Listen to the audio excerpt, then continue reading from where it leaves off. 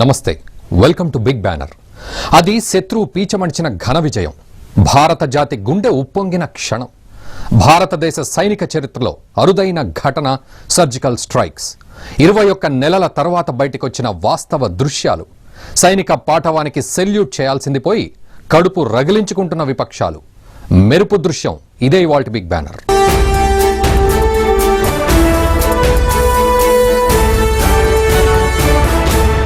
Weather good or bad, జనం మన గురించి చర్చించుకుంటున్నారా లేదా అన్నదే పొలిటికల్ లీడర్లకు ముఖ్యం.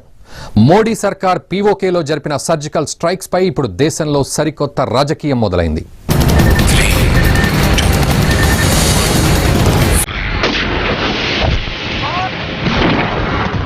అది భారత శత్రువుల గుండెల్లో గుబులు రేపిన వీడియో.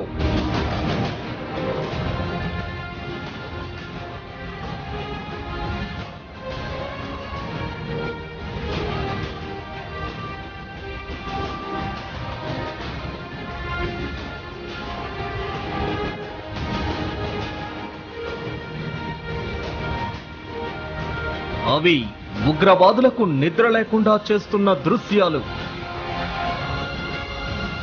మరి ముఖ్యంగా ముంబై దాడుల మాస్టర్ మైండ్ హఫీజ్ సయ్యద్ ను వణికిస్తున్న వీడియో.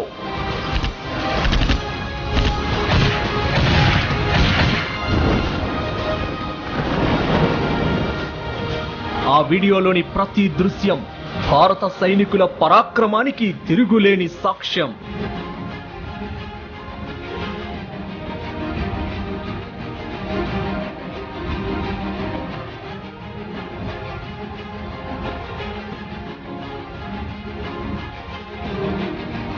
ప్రతి భారతీయుడు గౌరవంతో తలెత్తుకునేలా చేసిన సర్జికల్ స్ట్రైక్స్ వీడియో.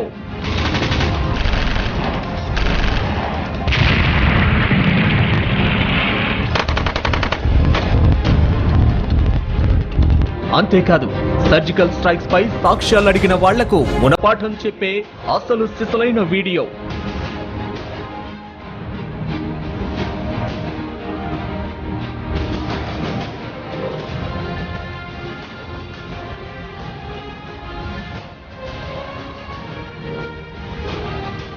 భారత సైన్యాన్ని అవమానించిన నేతలు. पाकिस्तान अंतर्राष्ट्रीय पत्रकारों को लेके बॉर्डर पे जा रहे हैं और ये दिखाने की कोशिश कर रहे हैं कि देखो सर्जिकल स्ट्राइक कुछ हुई नहीं. But we started shouting about it. We have done it. We have done it. मगर कल जो उन्होंने किया वो सही किया और अच्छा. తాము చేసిన తప్పుడు వ్యాఖ్యలకు ఈ నేతలు ఇప్పుడైనా సిగ్గుపడతారా?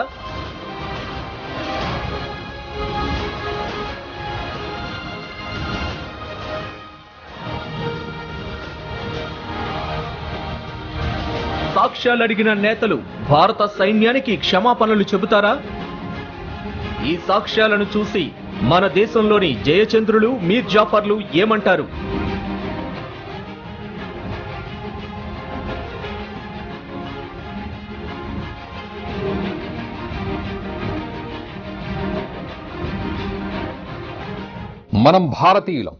మనం భారతీయులైనందుకు ఎంతో గర్విస్తాం.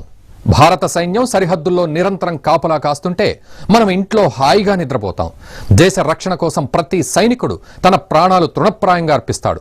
ఆ భారత వీర సైనికులను, శౌర్యాన్ని, ప్రతాపాన్ని, వారి వీర గాథలను వింటుంటేనే ఉప్పొంగిపోతాం. కానీ అదే రాజకీయ నాయకుల విషయానికి వచ్చేసరికి మాత్రం అంతా రివర్స్. ప్రతి అంశంలోనూ వారికి రాజకీయమే కనిపిస్తుంది. చివరికి భారత సైన్యం ఆత్మస్థైర్యాన్ని సైతం దెబ్బతీసేలా వ్యాఖ్యలు చేశారు. భారత సైనికుల శౌర్య పరాక్రమాలకు సంబంధించి సాక్ష్యాలు సైతం అడిగారు.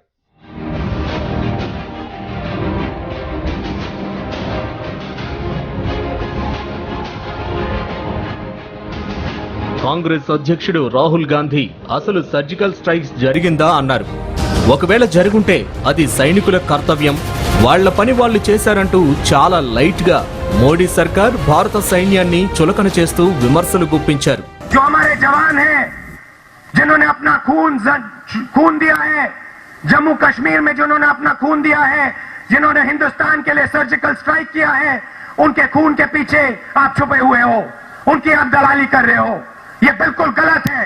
हिंदुस्तान के सेना ने हिंदुस्तान का काम किया है, आप अपना काम कीजिए. ఇక ది గ్రేట్ అరవింద్ కేజ్రీవాల్, ఢిల్లీ ముఖ్యమంత్రి, ఆమ్ ఆద్మీ పార్టీ అధ్యక్షుడు, సచ్చీలతకు పెట్టింది పేరుగా ఈయన గారు తెగ లెక్చర్లు దంచేస్తారు. భారత సైన్యం జరిపిన సర్జికల్ స్ట్రైక్స్ పై కేజ్రీవాల్ కు అనుమానం వచ్చింది. సాక్ష్యాలు అడిగారు. ఏకంగా పాకిస్తాన్ పక్షాన వకాల్తా తీసుకున్నట్టుగా పాకిస్తాన్ మీడియాలో వచ్చిన కథనాలను భారత మీడియా ముందు చదివి మరీ వినిపించారు. लेकिन जब से ये सर्जिकल स्ट्राइक्स हुए हैं, पाकिस्तान बुरी तरह से बौखला गया है.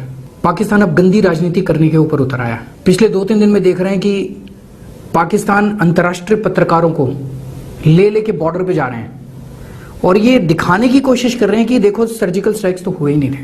2 दिन पहले यूनाइटेड नेशंस ने बयान दिया है कि इस तरह की बॉर्डर के ऊपर कोई हरकत नहीं देखी गई, कि जैसे प्रधानमंत्री जी ने और सेना ने और सब ने मिलके जमीन के ऊपर पाकिस्तान को मजा चखाया है, ऐसे ही ये जो पाकिस्तान को झूठा प्रोपेगेंडा कर रहा है इसको भी बेनकाब करें. ये जो पाकिस्तान अंतर्राष्ट्रीय स्तर के ऊपर भारत को झूठा बदनाम करने की कोशिश कर रहा है इसको भी बेनकाब करें. 2016 సెప్టెంబర్ చివరి వారంలో భారత సైన్యం పాకిస్తాన్ తో పాటు పీఓకేలోని ఉగ్రవాదులకు గట్టి హెచ్చరికలు పంపేలా సర్జికల్ స్ట్రైక్స్ జరిపింది. అంతకు ముందే పాక్ ప్రేరేపిత ఉగ్రవాదులు ఊడిలో భారత సైనిక శిబిరంపై దాడి చేశారు.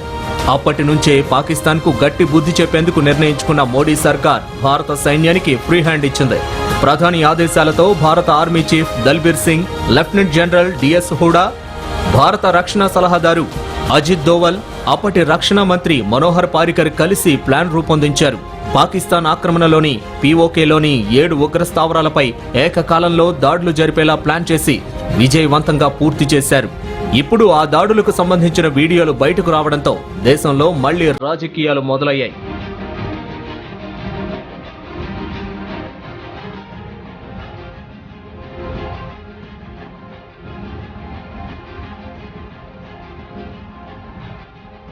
అయితే భారత్ జరిపిన ఈ సర్జికల్ స్ట్రైక్స్ ను ఉగ్రవాద దేశం పాకిస్తాన్ తో పాటు ఉగ్రవాదుల చీఫ్ హఫీజ్ సయ్యద్ కూడా ఖండించాడు. మన దేశంలోని కొన్ని పార్టీల నేతలు కూడా హఫీజ్ సయ్యద్ లాగే అనుమానాలు వ్యక్తం చేశారు. పాకిస్తాన్ కు బెదిరించడం మాత్రమే తెలుసు, కానీ భారత సైన్యానికి వారిని ఎలా మట్టుబెట్టాలో బాగా తెలుసు. భారత సైనికులు చెప్పరు, చేసి చూపిస్తారంతే.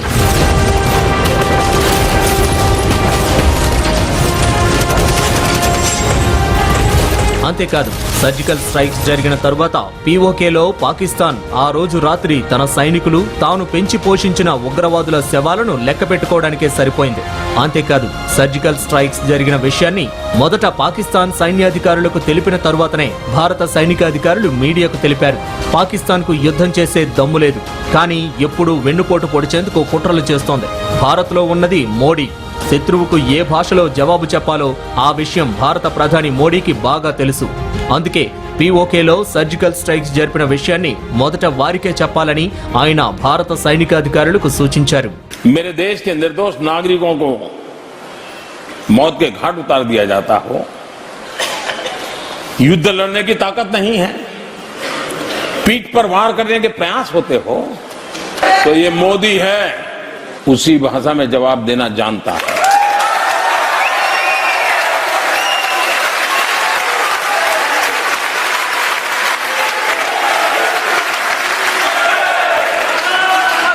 हमारे जवानों को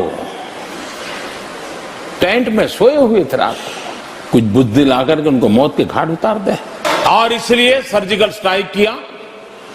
और मुझे मेरी सेना पे गर्व है, मेरे जवानों पे गर्व है. तस्सू भर गलती किए बिना उन्होंने इंप्लीमेंट किया और सूर्योदय होने से पहले सब वापस लौट के आ गए. पाकिस्तान की फौज को फोन करके बता दो, हम सुबह 11 बजे से उनको फोन लगाने की कोशिश कर रहे थे, फोन पर आने से डरते थे, आ नहीं रहे थे. मैं इधर पत्रकारों को बुला करके रखा हुआ था, हमारे आर्मी अफसर खड़े थे. पत्रकारों को आश्चर्य हो रहा था कि क्या बात है, हमको बुलाया है, कोई बता नहीं रहे. 12 बजे वो टेलीफोन पे आए, उनसे बात हुई, उनको बताया कि ऐसा ऐसा हुआ है और हमने किया है. और तब जाकर के हमने हिंदुस्तान की मीडिया को और दुनिया को बताया कि भारत की सेना का ये अधिकार था न्याय को प्राप्त करने का, और हमने किया.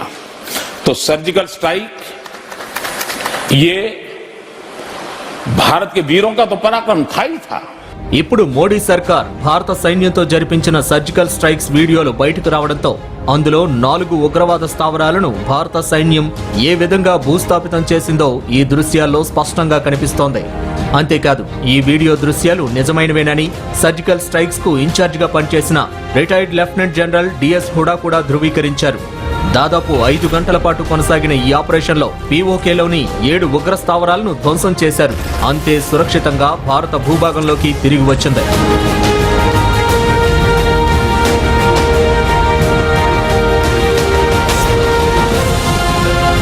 అయితే ఈ సర్జికల్ స్ట్రైక్స్ వీడియోలు బయటకు రావడంతో విపక్షాలు మళ్లీ రాజకీయాలు మొదలుపెట్టాయి.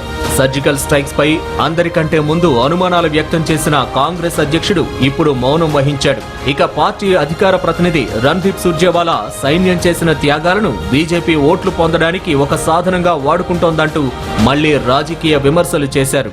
पाकिस्तान में आतंकियों के खिलाफ किए गए सर्जिकल स्ट्राइक तथा हमारे देश के खिलाफ आतंकी मंसूबों को विध्वंस करने के लिए उठाए गए कदमों के लिए सेना की बहादुरी और सरकार को समर्थन दिया था, परंतु सत्ताधारी दल को यह याद रखना होगा कि हमारे साहसी सैनिकों के बेशकीमती बलिदान को मोदी सरकार व भारतीय जनता पार्टी राजनीतिक लाभ के लिए वोट बटोरने का साधन नहीं बना सकते।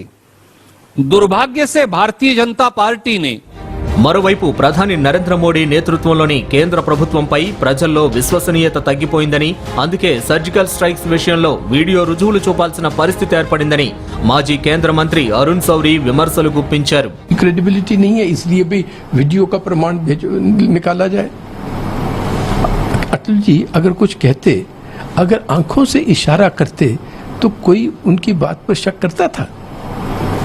आज आपको वीडियो पेश करनी पड़ रही है।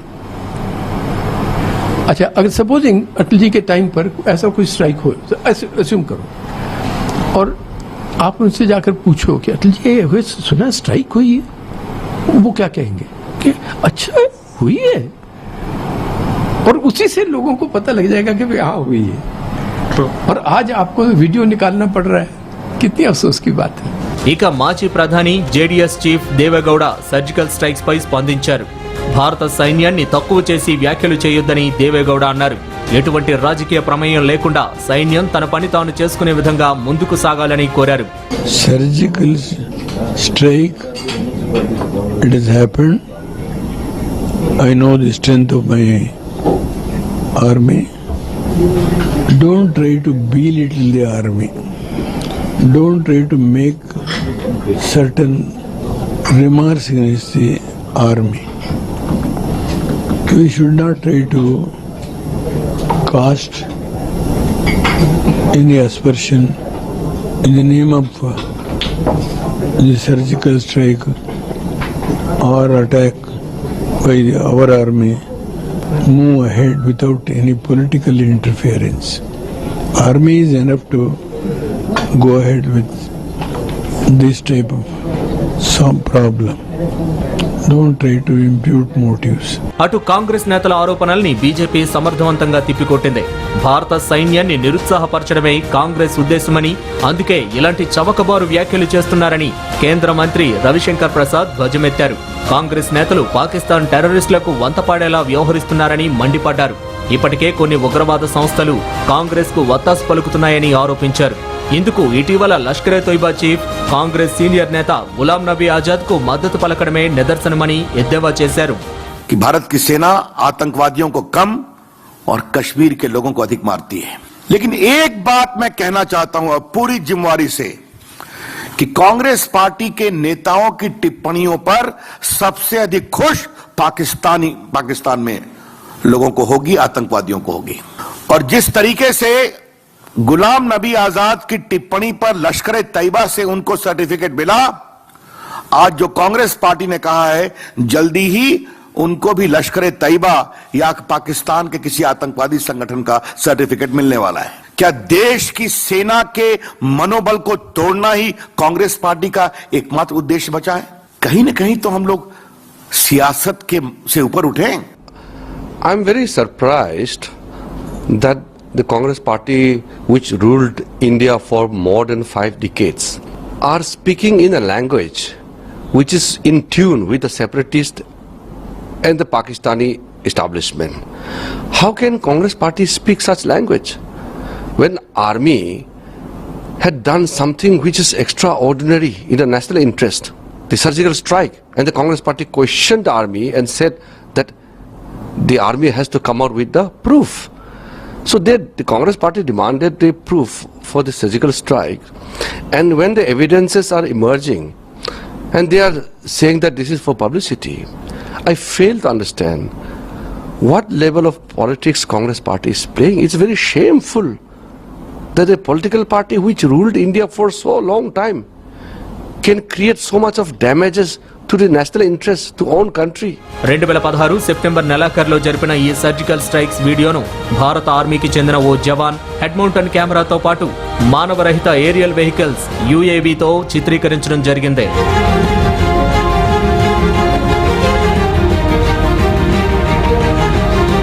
బిగ్ బ్యానర్ లో షార్ట్ బ్రేక్ తీసుకుందాం. Stay tune to Bharat today.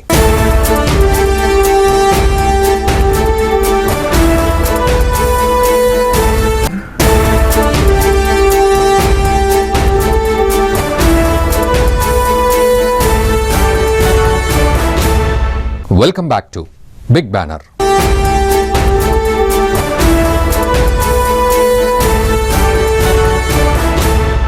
Indian ఆర్మీకి తిరుగులేదు.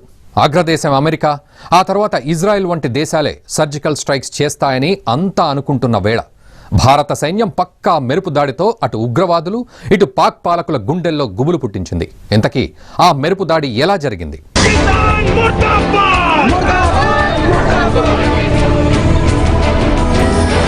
2016 సెప్టెంబర్ 18న జమ్మూ కాశ్మీర్లోని ఉరిలో ఉన్న 12వ సైనిక బ్రిగేడ్పై జైషే మహమ్మద్కు చెందిన ఉగ్రవాదులు దాడి చేసి 18 మంది సైనికులను బలి తీసుకున్నారు. దేశవ్యాప్తంగా ఆగ్రహ జ్వాల వ్యక్తమైంది. పాక్పై చర్య తీసుకోవాల్సిందేనన్న డిమాండ్లు జోరందుకున్నాయి. దాంతో సైనిక చర్యకు ఉన్న మార్గాలను తెలియజేయాలని మోడీ ప్రభుత్వం సైన్యాన్ని ఆదేశించింది. సెప్టెంబర్ 20న ఢిల్లీలోని సైనిక కార్యకలాపాల డైరెక్టరేట్లో సైనిక అగ్రనాయకత్వం ప్రధాని నరేంద్ర మోడీకి దాడికి సంబంధించిన వివరణ ఇచ్చింది. ఉగ్రవాద శిబిరాలు, వాటిపై దాడికి సంబంధించిన ప్రణాళికను, సవివర మ్యాప్లు, ఇసుక నమూనాల సాయంతో తెలియజెప్పింది. ఆ తరువాత సెప్టెంబర్ 27న మరోసారి సైనిక కార్యకలాపాల డైరెక్టరేట్లో ప్రధాని మోడీ సమావేశమయ్యారు. సైనిక అధికారుల వివరణను ఆలకించాక మెరుపు దాడులకు ప్రధాని పచ్చజెండా ఊపారు. అటు ఊరి ఘటన అనంతరం 7 ఉగ్రవాద చొరబాటు శిబిరాలపై సైన్యం నిరంతర నిఘా వేసింది. ఇందుకోసం నిఘా డ్రోన్లు ఉపయోగించింది.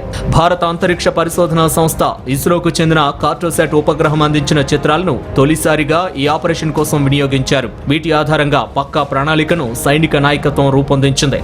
అలాగే సదరు శిబిరాల్లో ఉగ్రవాదుల జాడను పసిగట్టగానే దాడుల కోసం పారా కమాండో దళాలకు అదే రోజు మధ్యాహ్నం ఆదేశాలందాయి. ఆపరేషన్ కు అనుమతి రాగానే నియంత్రణ రేఖ వెంబడి పలు సైనిక స్థావరాల నుంచి హెలికాప్టర్లు నింగిలోకి లేచాయి. జతలు జతలుగా గగన విహారం చేశాయి. ఉరి వంటి సెక్టార్లలో ఒకదాని వెంట ఒకటిగా చక్కర్లు కొట్టి హడావుడి సృష్టించాయి. ఫలితంగా పాకిస్తాన్ దృష్టి మొత్తం పూర్తిగా ఆ దిశకు మళ్లింది. దీనికి తోడు భారత సైన్యం ఊరి వెంబడి భారీ సామర్థ్య ఆయుధాలతో కాల్పులు జరిపింది. దీంతో పాక్ ఏకాగ్రత ఆ వైపునకు మళ్లింది. ఇదే అదనుగా భారత సైన్యంలోని సుశిక్షిత పారా కమాండోలు సెప్టెంబర్ 27 అర్ధరాత్రి 12:30 నియంత్రణ రేఖ దాటారు. మార్గమధ్యంలో పాకిస్తాన్ సైనిక శిబిరాలు తారసపడకుండా జాగ్రత్తలు తీసుకున్నారు. బురద, రాళ్లు, మందుపాత్రలు వంటి అవరోధాలను దాటుకుంటూ 3 కిలోమీటర్లు సాగిపోయారు. బురదలో పాక్కుంటూ వెళ్లారు. 4-9 పారా కమాండో విభాగాలకు చెందిన దాదాపు 160 మంది కమాండోలు ఇందులో పాల్గొన్నారు. వీరికి కాశ్మీర్లోని ఘాతక్ సైనిక ప్లాటూన్లు తోడ్పాటు అందించాయి. మెరుపు దాడుల సమయంలో సరిహద్దు శిబిరాల వద్ద గస్తీకి, దాడులు చేయడానికి రంగంలోకి దిగిన ప్రత్యేక దళాలకు ఆ ప్రాంత భౌగోళిక అంశాలపై సమాచారం ఇవ్వడానికి, ఇతరత్ర తోడ్పాటుకు వారిని ఉపయోగించుకున్నారు. ఉత్తర కాశ్మీర్లోని పూంచ్ జిల్లా నౌగం సెక్టార్లలో నియంత్రణ రేఖను సైన్యం దాటింది. పర్వతమయంగా దట్టమైన అడవుల్లో ఉగ్రవాద శిబిరాలు ఉన్నాయి. కొన్ని శిబిరాలు 2000 నుంచి 6000 అడుగుల ఎత్తులో ఉన్నాయి. వీటిని చేరుకోవడానికి కమాండోలు ఎంతో శ్రమ కూర్చారు. దాదాపు 1:45 కమాండోలు ముష్కర శిబిరాలను చేరుకున్నారు. వెంటనే భారీ ఆయుధాలతో వాటిపై విరుచుకుపడ్డారు. 5 ఉగ్రవాద చొరబాటు శిబిరాలను, కొన్ని చోట్ల వాటికి అనుబంధంగా పాక్ సైన్యం ఏర్పాటు చేసుకున్న 2 సైనిక శిబిరాలను కూడా భారత కమాండోలు ధ్వంసం చేశారు. శర పరంపరగా పొగ గ్రెనేడ్లను ప్రయోగించి ఉగ్రవాదుల్లో అయోమయం సృష్టించారు. భారీ స్థాయి ఆయుధాలతో కాల్పులు జరిపారు. ఉగ్రవాదులు తేరుకునేలోపే వారి వైపు భారీ ప్రాణ నష్టం జరిగింది. అదే సమయంలో నియంత్రణ రేఖ వెంబడి సైన్యాన్ని, జమ్మూ, పఠాన్కోట్ వంటి స్థావరాల్లో వైమానిక దళాలను అప్రమత్తం చేశారు. దాడిలో చనిపోయిన ఉగ్రవాదులు ఎంతమందన్నది వెల్లడి కాలేదు. విజయవంతంగా దాడి ముగించుకొని తమ స్థావరానికి తిరుగు ప్రయాణమైంది. ఆక్రమిత కాశ్మీర్లోకి ప్రవేశించడానికి ఉపయోగించిన మార్గంలో కాకుండా మరో దారిని ఎంచుకుంది. ఇది చాలా చుట్టూ తిరుగుడు ప్రయాణం, అయితే కొంతమేర సురక్షితమైంది. మన సైనికుల దాడితో గాఢ నిద్ర నుంచి మేల్కొన్న పాక్ సైనికులు ఆగ్రహంతో భారత కమాండోలపై విరుచుకుపడ్డారు. తమ వద్ద ఉన్న అన్ని ఆయుధాలతో ఏకబిగిన కాల్పులు జరిపారు. ఒక దశలో తూటాలు నా తల పక్క నుంచి వెళ్లాయి. వాటి శబ్దం నాకు స్పష్టంగా వినిపించింది. నా పొడవు అడుగు మేర ఎక్కువగా ఉంటే నాకు అనేక తూటాలు తగిలుండేవి అని టాంగో పేర్కొన్నారు. జడి వానలా వస్తున్న తూటాల ధాటికి కొన్ని చోట్ల చెట్ల మానులు తునాతునుకులు కావడంతో సైనికులు నేల మీద బోర్లా పడుకోవాల్సి వచ్చింది. ముఖ్యంగా ఒక చోట 60 మీటర్ల మేర ప్రయాణం చాలా ప్రమాదకరంగా సాగింది. తూటాల నుంచి రక్షణ పొందడానికి చెట్లు, బండరాళ్లు వంటివేమీ లేకపోవడంతో సైనికులు జతలు జతలుగా విడిపోయి నేల మీద పాక్కుంటూ కాల్పుల నుంచి బయటపడ్డారు. ఆ సమయంలో వారి పక్కన కొన్ని అంగుళాల దూరంలో తూటాలు నేలను తాకాయి. అవరోధాలను అధిగమిస్తూ సూర్యోదయంలోగా అంటే ఉదయం 4:30 కల్లా నియంత్రణ రేఖను దాటి భారత భూభాగంలోకి క్షేమంగా అడుగుపెట్టారు.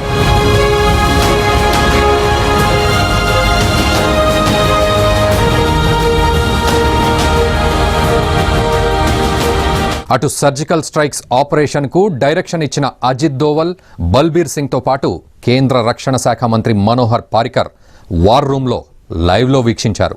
అటు ప్రధాని మోడీ కూడా ఆ రోజు రాత్రి నిద్రపోలేదు అంటారు. ప్రధానికి అజిత్ దోవల్ గంటకు ఫోన్ చేసి ఆపరేషన్ జరుగుతున్న తీరు ఆ రోజు వివరించారు. ఇది వాల్ట్ బిగ్ బ్యానర్. మరో అంశంతో మళ్ళీ కలుద్దాం. చూస్తూనే ఉండండి భారత్ టుడే. దేశం కోసం, ధర్మం కోసం.